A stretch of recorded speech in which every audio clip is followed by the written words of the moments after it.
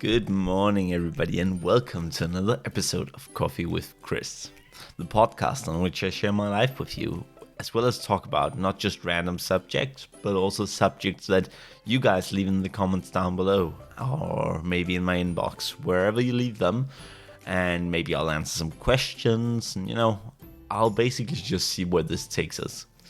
I know this is episode 79, but you gotta remember, I make these every single day, so I have yet to gain even a single subscriber, and also I don't put in that much work, admittedly. So, the subscribers follow the work usually, and there is no work to be followed here. Though I do put in the time, so there's that. And also, I mostly do it for me. But, it's all fun. That's basically what I'm doing. I'm just having fun. And that's why today I'll also talk about yet another random subject. So, I ordered some litter for my cat Lucifer yesterday. And I figured, okay, it'll be here in a couple of days. And in the instructions, I left that they could put it in front of the door because it's a heavy box. Heavy deliveries are supposed to be allowed to be left, usually. And so, yeah, I said they could leave it in front of the door, but please ring the doorbell. Now, my thinking was that I'd be in here in front of the computer or something when they rang that doorbell. But nope, they came quite early this morning and decided to ring the doorbell, just like I told them. So that resulted in me walking outside in complete shock. Like, the adrenaline was just pumping and pumping and pumping. I had no idea where I was, what I was doing. I was just reacting. And I walked out there just covering myself with my duvet. My duvet weighs, like 10 kilograms or something like that. It's a heavy duvet. It's, like a weighted blanket. It helps me lie still when I sleep and stuff. Though it needs to be even heavier. That's a whole other matter. Anyway, so it's kind of hard to hold up with just one hand and then carrying a 10 kilogram box inside. But the guy, he laughed and greeted me and was like, "Good morning." I just stood there looking at him like, "Good morning." I was so gone, and I can still feel it even now. I mean, it's been more than half an hour, and I can still feel the adrenaline pumping. It's pretty insane, actually. But yeah, I mean, if anything, I can say that the delivery was efficient. Because I only just ordered it yesterday sometime afternoon. So it got here in less than 24 hours. That's cool. I wish more delivery services did that. Now, I know, a lot of people, they have that whole same-day delivery with Amazon.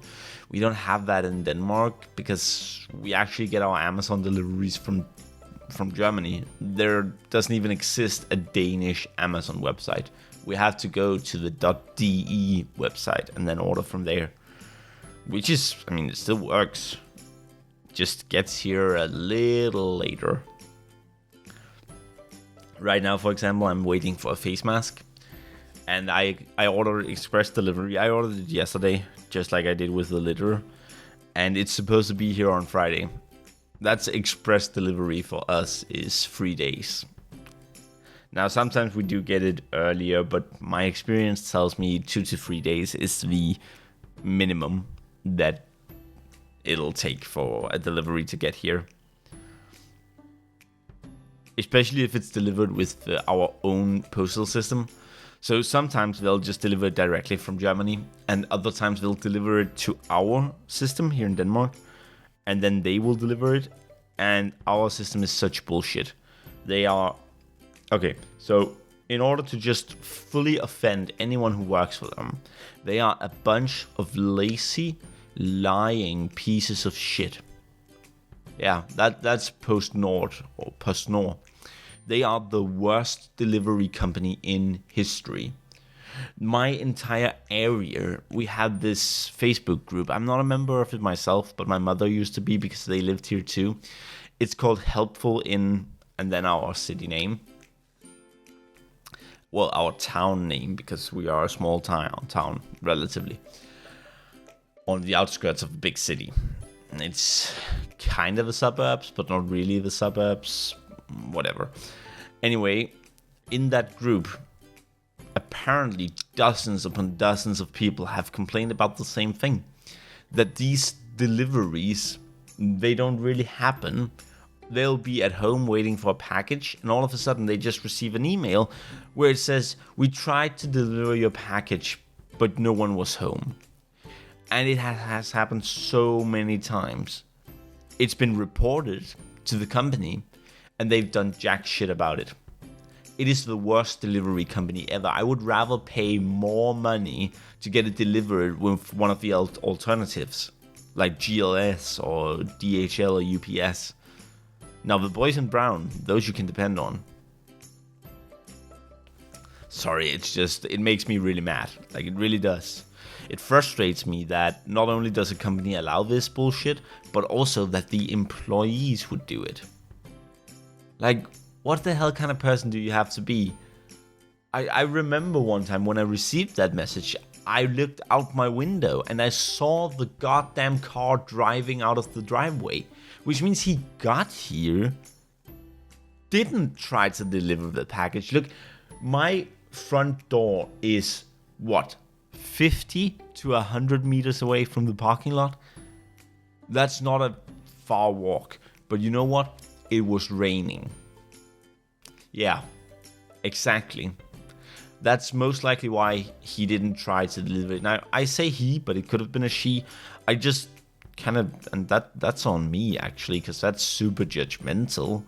But I assume that this level of lazy and stupidity is more likely to come from a man.